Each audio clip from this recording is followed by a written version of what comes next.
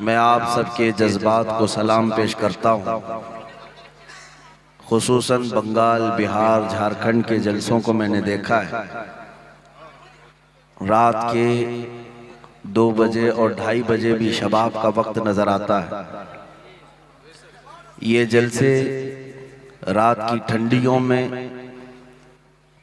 जो मैदान को खचाखच भरे हुए होते हैं, वो 100-200 रुपये की नोट के लिए नहीं आते, बल्कि सिर्फ मेरे मुस्तफ़ा की अजमत सुनने के लिए आते। जिंदाबाद जिंदाबाद, माशाअल्लाह। और जब तक ये जज्बा तुम्हारा सलामत रहे, दुनिया की कोई ताकत तुम्हें खरीद नहीं सकेगी। बहुत अच्छा, सुभान। मैं जलसों में जाने के बाद इस बात को कहने का कायल नहीं हूँ कि मेरी तबीयत नासाज है, अलील है, फलां है। कभी हम ये चीज नहीं कहते।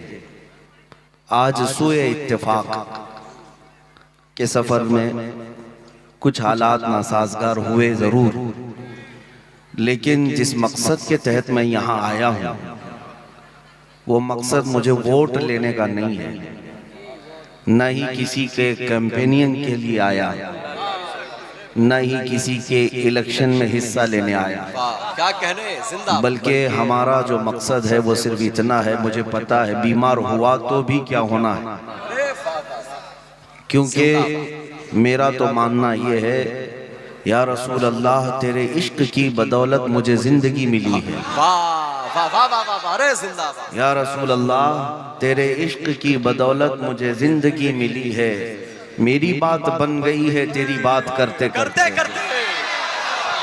मेरी बात बन गई है तेरी बात करते करते, वरना दुनिया क्या पहचानती। उस रसूल मोहतरम की बात करते जाओ, हर कल्ब में राज करते जाओ। वाह वाह वाह वाह। फिर हम जिंदगी का एक मकसद ये भी हमने बना लिया है जो जिंदगानी बाकी ये इरादा कर लिया है। या रसूल अल्लाह है जो जिंदगानी बाकी ये इरादा कर लिया है, तेरे मुनकिरों से आका मैं मरूंगा लड़ते लड़ते। तेरे मुनकिरों से आका मैं मरूंगा लड़ते लड़ते। बहुत अच्छा। अजीज़ा ने गिरामी वक़ार, हमने सुना है गुनाहों की लज्जत कई जवानों को बूढ़ा कर देती है।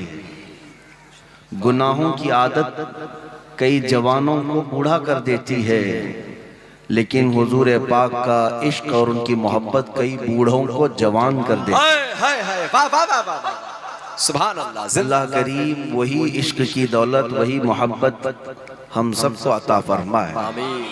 इसलिए कि हमने देखा है गुनाहों के अड्डों पर राज करने वाले 25 साल 30 साल जवान या 35 साल के नौजवान रिटायर्ड होते हुए नजर आए। उनका जिस्म भी और रूह भी खोखली होती नजर आई, लेकिन इश्क मुस्तफ़ा में जीने वाला 75 साल बूढ़ा भी वाह हजारों आंखों की ठंडक बनता हुआ भी नजर आया। बहुत खूब, जिंदाबाद। हमने अपनी आंखों से देखा है 25-30 साल के जवान में वो खूबसूरती नहीं थी जो 75 साल के ताजुश शरिया में। नारे तकबीर, बस्ती बस्ती करिया करिया, बस्ती बस्ती करिया करिया, बस्ती बस्ती करिया करिया, शरिया ये इसलिए कि जो खूबसूरती मेरे मुस्तफ़ा के कदमों से छन कर आती है, वो हर जमाने मजीद बढ़ती ही चली जाती है। उसमें बुढ़ापा नहीं। इसीलिए बचपन से हम सुनते आ रहे हैं मोहम्मद के गुलामों में बुढ़ापा आ नहीं सकता। नबी पाक सल्लल्लाहु अलैहि वसल्लम का गुलाम हर घड़ी हर लम्हा जवान ही हुआ करता है। मुख्तसर सा पैगाम आपके सामने रखूंगा। मेरे अजीजों, जिंदगी का कुल असासा यही है, जिंदगी का कुल सरमाया यही है जो आला हज़रत इमाम अहले सुन्नत फाजिल बरेलवी रज़ी अल्लाह ताला अन्हु ने फरमाया, उन्हें जाना उन्हें माना न रखा गैर से काम। उन्हें जाना उन्हें माना न रखा गैर से काम, लिल्लाहिल हम्द मैं दुनिया से मुसलमान गया। मैंने जिंदगी में देखा भी है। आला हज़रत का ये शेर, आला हज़रत फाजिल बरेलवी रहमतुल्लाह अलैह फरमाया करते, अपने दिल का है उन्हीं से आराम, सौंपे हैं सारे उन्हीं को सब काम, लो लगी है कि उस दर के गुलाम चाह रहे दर्द रज़ा करते हैं। नबी पाक सल्लल्लाहु अलैहि वसल्लम को जिसने अपने सारे मामलात सौंप दिए और अपने आप को उनके हवाले कर दिया, तो फिर उसे दुनिया के थपेड़ों से, मौसमों से डरने की ज़रूरत नहीं। जो होगा मेरे मुस्तफ़ा संभालेंगे। बेशक, सुभान अल्लाह। तुम्हारे साथ नबी पाक सल्लल्लाहु ताला अलैहि वसल्लम की ज़ात है, तो फिर किसी बात का खौफ नहीं। मैं आज लंबी तकरीर करने का अहल नहीं हूँ आज आपके सामने, लेकिन अभी अभी बगदाद शरीफ की ज़ियारत से लौटा तो वहाँ पर पड़ोस मुल्क के और आसपास के कई उलमा आए हुए थे। बहुत सारे उलमा ने मुलाकातें की। एक आलिम दीन ने मुझे पकड़ कर के ये पूछा, कहा कि हम आपकी तकरीरें सुनते हैं, आपके मुल्क में तो नहीं रहते, लेकिन हम ये सोचते हैं कि हालात आपके यहाँ बड़े ख़राब हैं। सोशल मीडिया और दूसरे न्यूज़ से हम सुनते आ रहे हैं, इतने ख़राब होते चले गए कि हुकूमतें जालिम आपके यहाँ बैठी हैं। रोज़ नित नए इस्लाम के ख़िलाफ़ हरबे अपनाए जाते हैं। ऐसे में आप आज़ाद तरीके से बोल कैसे रहे? वाह वाह वाह वाह वाह वाह। हर जगह आपकी तकरीरें कैसे हो जाती हैं और कैसे बोलते हैं। मेरे अजीज़ों, ये मेरी तारीफ़ के लिए नहीं कहता। उन्होंने मेरा हाथ पकड़ करके ये सवाल किया और कहा, हम आज़ाद जगह पर जहाँ इस्लाम के मुतालिक हम खुल के बोल सकते हैं, वहाँ इतनी बोलने की हमारे पास ताकत नहीं, और कुफ़ारों मुशरिकीन के नरगे में आप कैसे बोल रहे हैं? तब मैं बगदाद में था, उनसे यही अर्ज़ किया, मौलाना साहब आपको मालूम होना चाहिए, क्या दबे जिस पे हिमायत का हो पंजा से, जिंदाबाद। बल्कि यूं कहता हूं मैं, क्यों दबे जिस पे हिमायत का हो पंजा तेरा, शेर को खतरे में लाता नहीं कुत्ता तेरा। बहुत अच्छा। जिस पर रसूल पाक सल्लल्लाहु अलैहि वसल्लम की हिमायत हो, गौसे पाक का फैज़ हो, उसे डरने की ज़रूरत नहीं। आला हज़रत फरमाते हैं, खौफ न रख रज़ा ज़रा, तू तो है अब्दे मुस्तफ़ा, तेरे लिए अमान है, तेरे लिए अमान है। मैं उसको नौजवान ही नहीं समझता जो बुज़दिल हो, वो नौजवान है ही नहीं, बल्कि हो सकता है वो औरतों की सोहबत में पला हो। नौजवान किसे कहते हैं? तारीख़ में नौजवान का जो लफ्ज़ है वो अरबी में उसको फ़ता कहते हैं, फ़ता कहते हैं।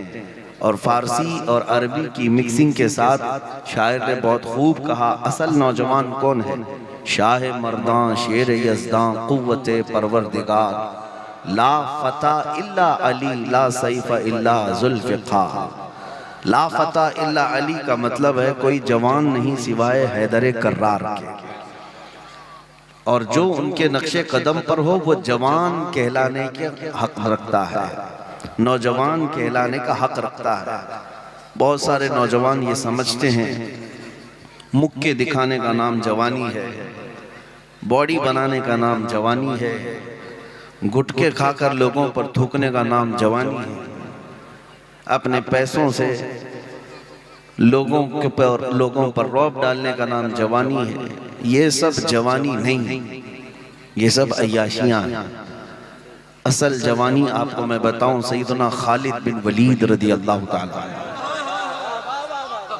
125 जंगें लड़ी हैं 9 साल में। कितनी? 125 जंगें, और किसी जंग में शिकस्त नहीं खाई। और खालिद बिन वलीद रसूलुल्लाह के वो सहाबी जंग में जब खड़े होते थे मैदान में, एक हाथ में तलवार और एक हाथ में ढाल लेते थे। तलवार का वजन 35 किलो और ढाल का वजन 40 किलो। मुझे बताओ ए नौजवान, तुमने हॉकी और बल्ला उठाया होगा, 35 किलो की तलवार उठाते, 40 किलो की ढाल उठाते, और फिर जंगे मौता में सिर्फ खालिद बिन वलीद फरमाते हैं 9 तलवारें मेरे हाथ से टूटी हैं। ये दिफा के लिए, डिफेंस के लिए जिंदगी भर लड़ते रहे। नबी पाक सल्लल्लाहु अलैहि वसल्लम की इज्जत की हिफाजत के लिए लड़ते रहे, उनको हक बनता है कि वो जवान कहलाएं। अपनी जिंदगियों में कभी देखा कि हमने हुजूर पाक की इज्जत के दिफा में कुछ किया है आज तक? नबी पाक सल्लल्लाहु अलैहि वसल्लम की शान पर ओछे हमले होते हैं। हम आगे बढ़ कर के कभी हुजूर की इज्जत का दिफा किए, डिफेंस किया? अगर कुछ नहीं भी कर सकते तो अपने आप को बदल तो जरूर सकते थे। दुनिया नबी पाक सल्लल्लाहु अलैहि वसल्लम के अखलाक को मारने की और ख़त्म करने की कोशिशें कर रही हैं। हमारे नौजवान उठ करके ये क्यों नहीं अहद कर लेते कि आज के बाद जिएंगे तो अखलाक मुस्तफ़ा पे जिएंगे? तुम्हारे अंदर ये चीज तो हो ही सकती थी। कमेटियां बहुत बनाते हो, उर्स कमेटी, चादर कमेटी, गागर कमेटी, संदल कमेटी, नियाज कमेटी। क्या कभी अखलाक रसूल कमेटी भी बनाया? नबी पाक सल्लल्लाहु ताला अलैहि वसल्लम के अखलाक करीमाना, उनकी सुन्नतों को जिंदा करेंगे हर शहर में, हर गली में। और आज इन जालिम कुफार और मुशरिकीन को जवाब देने का सबसे बेहतरीन काम तुम कर सकते हो नौजवानों, तुम कर सकते हो। हम स्टेजों से बोल रहे हैं, हमारे पास मिंबर है, हम बोल रहे हैं। तुम्हारे पास स्टेज नहीं, मिंबर नहीं, तुम कैसे जवाब दो? तुम कैसे जवाब दो? तुम्हारे जवाब देने का तरीका ये है कि ये खबीस जालिम नबी पाक सल्लल्लाहु अलैहि वसल्लम के नाम से चिढ़ते हैं, अखलाक से चिढ़ते हैं। तुम हर गली कूचे में इसी तरह बन सवर करके निकलो कि तुम्हारी दाढ़ी भी नजर आए, तुम्हारी टोपी भी नजर आए। अगर कोई चिढ़ता है तो चिढ़े, जलता है तो जले और इसी में वो मरे। लेकिन तुम इस बात पर फख्र क्यों नहीं करते? तुम्हें शर्म आती है दाढ़ी रखने में? हुजूर की सुन्नत है, नबी पाक सल्लल्लाहु अलैहि वसल्लम के अखलाक। शर्म आती है कि दाढ़ी कैसे रखूं, लोग क्या बोलेंगे, लोग क्या बोलेंगे? अरे उनको हमने देखा है, चोटी रखने में शर्म नहीं आती, तुम्हें दाढ़ी रखने में क्यों शर्म आती? लोग बालियां भी पहन लिए, चूड़ियां भी पहन लिए, नथनियां भी पहन लिए नौजवान, और दाढ़ी रखने में शर्म आ गई। अगर नबी पाक सल्लल्लाहु अलैहि वसल्लम का चेहरा कायनात का सबसे हसीन चेहरा है तो उस चेहरे की पैरवी करना चाहिए या अरे गैरे की पैरवी करनी चाहिए? जब आपको पता है मेरे नबी पाक सल्लल्लाहु अलैहि वसल्लम का चेहरा सबसे हसीन है तो उसी चेहरे के पीछे चलना चाहिए। और हमने बुजुर्गों से सुना है, कब्र में जिस वक्त तुम जाओगे फरिश्ते आएंगे, उठाएंगे और हुजूर भी तशरीफ लाएंगे और तुम्हें फरिश्ते पूछेंगे इनके बारे में क्या कहता था। तुम हुजूर की तरफ देख करके कहने जा रहे होगे कि ये मेरे रसूल हैं। नबी पाक सल्लल्लाहु अलैहि वसल्लम अपना चेहरा फेर लेंगे। बुजुर्गों ने फरमाया, हुजूर पाक सल्लल्लाहु अलैहि वसल्लम फरमाएंगे, खबरदार मेरी तरफ मत देखना, इसलिए कि दुनिया में तुझे मेरा चेहरा पसंद नहीं था, दुनिया में मेरे चेहरे की तरह तू बनाना पसंद नहीं रखता था। आज उसको पुकार जिसका चेहरा तुझे अच्छा लगता था। मुझे बताओ ऐ नौजवानों, कब्र में अगर मुस्तफ़ा करीम सल्लल्लाहु अलैहि वसल्लम हमसे मुंह फेर लें तो किसको दुहाई के लिए पुकारोगे? किसकी फरियाद, कौन मदद के लिए आएगा? इसीलिए आला हज़रत ने फरमाया, आज ले उनकी पनाह, आज मदद मांग उनसे, कल न मानेंगे क़यामत में अगर मान गया। जिंदगियां बहुत बीत गई हैं जवानों, अनकरीब मौत की दस्तक आने वाली है। अनकरीब हमारे घरों पर मलकुल मौत का नुज़ूल होगा और तुम्हें पता भी नहीं होगा कि कभी तौबा की मोहलत मिलेगी भी कि नहीं मिलेगी। अपने रसूल को राजी करके जाएंगे या नहीं जाएंगे? मुझे एक बात याद आती है, मैं एक जलसे में हाजिर था, क़यामगाह पर बैठा था, एक नौजवान मिलने के लिए आया। सारे मिलने आते हैं, वो बन संवर करके आया था, अच्छी खुशबू लगाया था, सुरमा था, नए कपड़े थे। मुसाफा किया, मैंने पूछा कि बेटा क्या हमेशा इसी कपड़े पहन के रहते हो? तो उसने कहा नहीं हजरत, आज आपसे मिलने के लिए मैं ये सब पहन करके आया, नहा धोकर, सुरमा लगाकर, अत्तर लगाकर आया आपसे मिलने के लिए। उस दिन मुझे एहसास हुआ, मैंने कहा मैं तो एक निकम्मा आदमी हूँ, तुम्हारे दिल में मोहब्बत है इसलिए मुझसे मिलने के लिए तुम अच्छा लिबास पहने, सुरमा भी लगा लिया, अत्तर भी लगा लिया। क्या कभी इस बात का भी एहसास होता है कि कब्र में मुस्तफ़ा से मिलने के लिए जाना है, कुछ तैयारी हुई अब तक? क्योंकि उसका वक्त नहीं दिया जाएगा। अगर अचानक मौत आई तो इसी हाल में तुम्हारा जनाजा ले जाया जाएगा और नबी पाक सल्लल्लाहु ताला अलैहि वसल्लम से तुम्हारी मुलाकात होगी। तो कभी सोचा कि मेरे पास तैयारी क्या है, अगर अचानक हुजूर से मुलाकात हुई चेहरा दिखा सकूंगा कि नहीं, मैं किस हालत से आया हूं। इसीलिए मेरे अजीजों, हर दिन इस आस के साथ जियो कि अगर मौत आएगी तो हुजूर से मिलना है और मैं तैयारी में बैठा हूं, मैं तैयारी में हूं। आपको पता है अल्लाह वाले यही सोचा करते थे। आज हजरत मुहद्दिस सूरती रहमतुल्लाह ताला अलैह का यौम विसाल भी है। मुहद्दिस सूरती वसी अहमद मुहद्दिस सूरती रहमतुल्लाह अलैह, इनके मुतालिक पढ़ा, जिंदगी भर इल्म हदीस का दर्स देते रहे। उनकी ख्वाहिश यही थी कि जब दुनिया से जाने का वक्त आए तो मैं इल्म हदीस में रहूं, हदीस पढ़ाता रहूं या हदीस सुनता रहूं, इस हाल में मैं हुजूर से मुलाकात करूं। पीलीभीत शरीफ में मज़ार है। तारीख निगारों ने लिखा, जब आपकी मौत आई, जब आपकी वफात हुई तो लोगों ने देखा हुजरे में हज़रत वसी अहमद सूरती मुहद्दिस सूरती रहमतुल्लाह ताला अलैह लेटे हुए थे और उनके सीने पर मिशकात शरीफ रखी हुई थी। मुताला करते रहे, पढ़ते रहे, इसी हालत में किताब सीने पर रह गई, इंतकाल हो गया। वो कितनी अच्छी मौत है कि रसूल पाक से मुलाकात भी इस हाल में किया कि हदीस ही पढ़ रहे थे। कभी आप सोचते हैं कि हमारी मौत आएगी तो इस हाल में तो ना आए कि हुजूर से मिलने जैसी हालत ही ना रहो। मुझे एक बात याद आती है, नौजवान, शब बरात शाबान की 15वीं को हम मस्जिद में थे, नमाज पढ़ा रहे थे, रात का वक्त था, इबादत कर रहे थे, सारी मस्जिद भरी हुई थी। उस रात को अक्सर नौजवान बाइक राइडिंग करते हैं, उछल कूद करते हैं, पटाखे उड़ाते हैं। उनको ऐसा लगता है कि ये रात ऐश करने की रात है, जबकि वो तो बख्शिश मांगने की रात है। एक हादसा हुआ था हमारे साथ। दो नौजवान बाइक राइडिंग करते हुए हाईवे पर चल रहे थे, एक बहुत बड़े ट्रक के नीचे आ गए। 17-18 साल की उम्र थी। बाइक से ऐसा टकराया कि भेजा बाहर आ गया।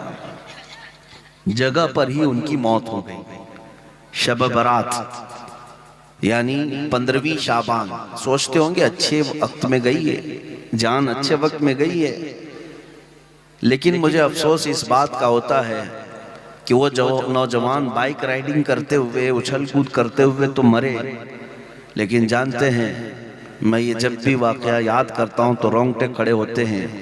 वो दोनों नौजवान बच्चों की लाशें जब घर पर लाई गई थी तो दोनों के मुंह से शराब की बदबू आ रही थी। बड़ी रात है, पूरी दुनिया इबादत कर रही है, अल्लाह से बख्शिश मांग रही है, और कुछ वो हैं जो दुनिया की अय्याशी में उड़ते उड़ते चले गए इस हाल में कि नशा के आलम में दुनिया से गए।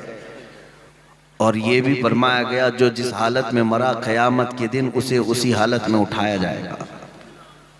उसी नशे के आलम में वो उस दिन भी उठेंगे और कब्र में क्या मेरे मुस्तफ़ा को मुंह दिखाएंगे।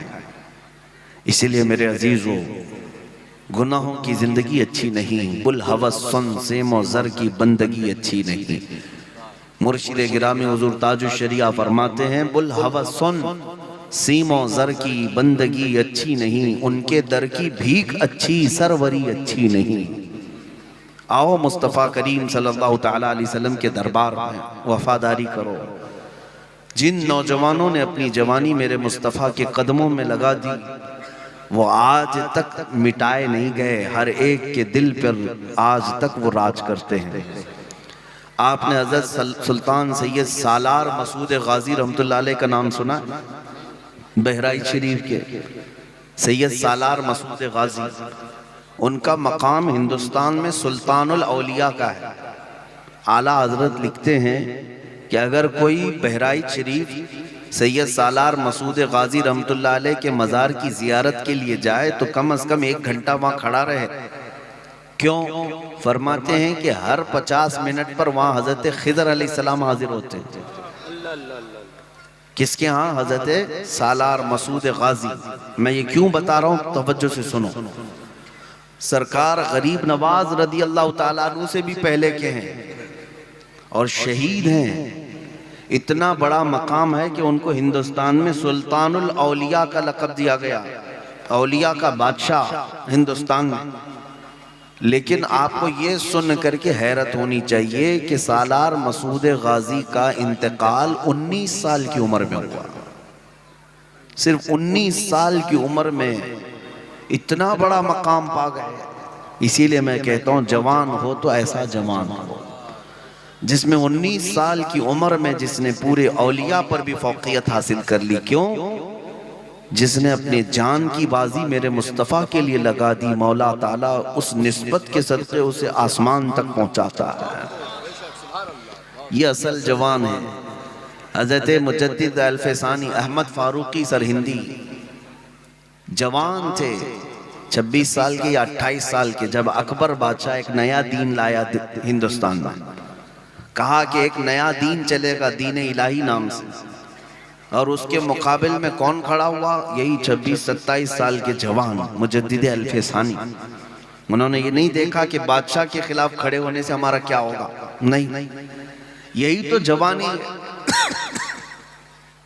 खड़े हुए और उसका रद्द करने लगे और कहा इस रोए जमीन पर अगर दीन बाकी रहेगा तो मेरे मुस्तफ़ा का, और दीन इस्लाम वही रहेगा जो मेरे मुस्तफ़ा की तरफ से आया, बाकी किसी और का दीन कबूल नहीं किया जाएगा। अकबर के खिलाफ खड़े होने की वजह से हज़रत मुजद्दिद अल-फैसानी रहमतुल्लाह अलैह को जेल में डाल दिया गया। अब सुनो है नौजवानों, जेल में जाने से भी खौफ ना करना। मोमिन की जिंदगी तो कैद खाने की ही है, यहाँ रहो या जेल में रहो, कैद खाना ही है।